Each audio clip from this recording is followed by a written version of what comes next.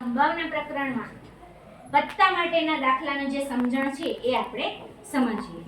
પહેલા તો આ પત્તાઓ અહીંયા લાવીશું એ રમવા માટે નથી, બરાબર? આપણે એને સમજવાનું છે અને આપણા સિલેબસમાં આપણા અભ્યાસક્રમમાં જે દાખલા પૂછાય છે એના માટે ગણતરી કઈ રીતે સહેલી પડશે એ આપણે સમજીએ. તો પહેલા તો ટોટલ પત્તા કેટલા હશે? પત્તાની જે કેટ હોય છે ને એમાં કેટલા પત્તાની હોય છે? 52. સરસ, વેરી ગુડ. કેટલા પત્તા હોય છે? 52. આપણે કુલ પત્તાની સંખ્યા 52 થઈ ગઈ.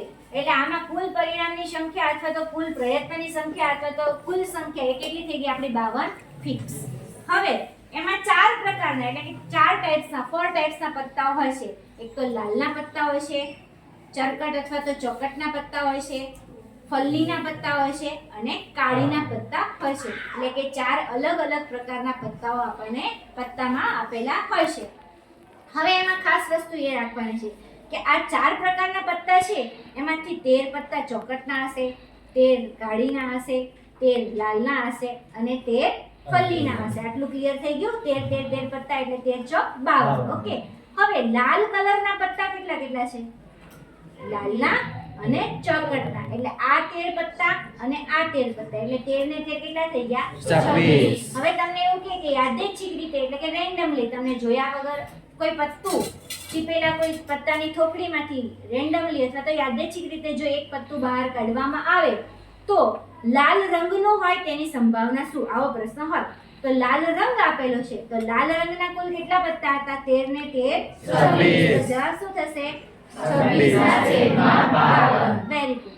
હવે આપણે પ્રશ્ન બદલાઈએ છીએ કે પત્તાની કોઈ થોકડીમાંથી યાદચ્છિક રીતે કાળીનું પત્તું બહાર આવે તેની સંભાવના શું?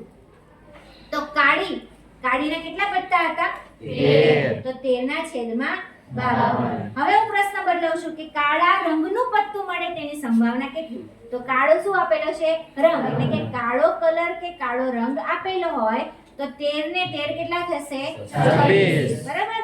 લાલ રંગ અથવા લાલ કલર આપેલો હોય તો 13 ને 13 કેટલા થશે?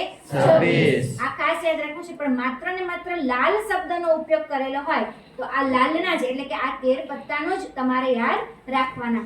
કાળી શબ્દ વાપરેલો હોય તો આ કાળીના 13 પત્તાને જ તમારે યાદ રાખવાના થશે. જો એના માટેનું આવું દોરેલું છે. આ કાળીના, આ લાલના, ચોકટના ને ફલ્લીના. બરાબર. એટલે આપણે ભૂલી ના જવાય.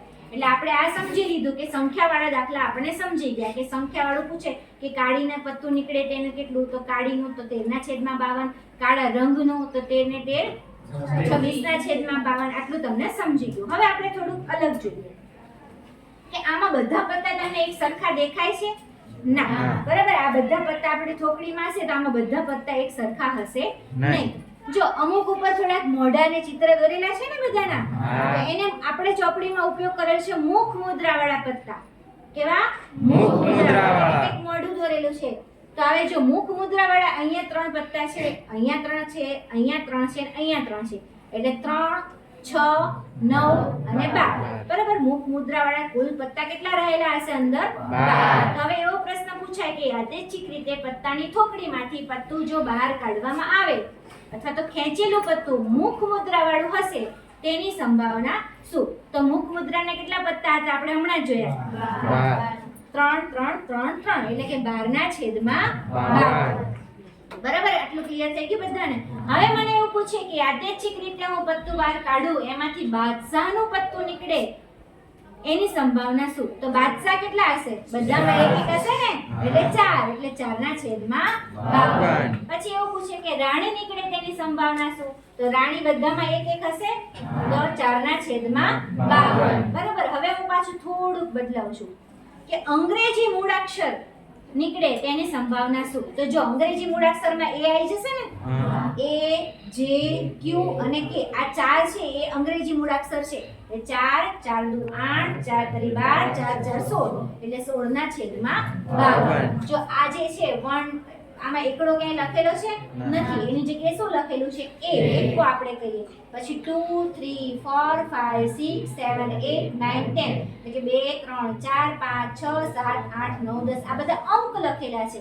આ જે છે એ અંગ્રેજી લેટર લખેલા છે, અંગ્રેજી મૂળાક્ષર લખેલા છે. બરાબર. તો આની જવાબ આપણે આ જો સમજેલા હોઈએ તો આપણને બોર્ડની પરીક્ષામાં સરસ મજાના જવાબ આવડે.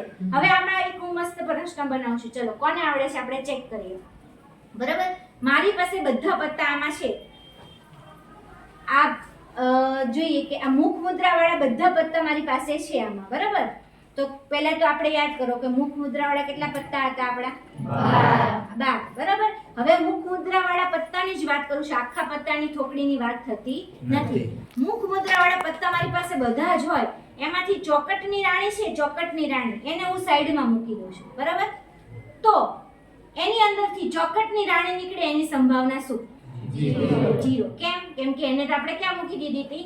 સાઈડમાં. બરાબર, એટલે એ મળવાની નથી. તો આવી રીતે અલગ અલગ રીતે પ્રશ્ન પૂછાયેલા હોય તો આપણે એને સરળતાથી જવાબ આપી શકીએ છીએ. ઓકે, ફરીથી એકવાર ફટાફટ રિવિઝન કરી લઈએ. તો લાલ રંગના પત્તા નીકળે તેની સંભાવના શું થશે? 26/52. Very good. કાળા કલરના નીકળે તેની સંભાવના શું થશે?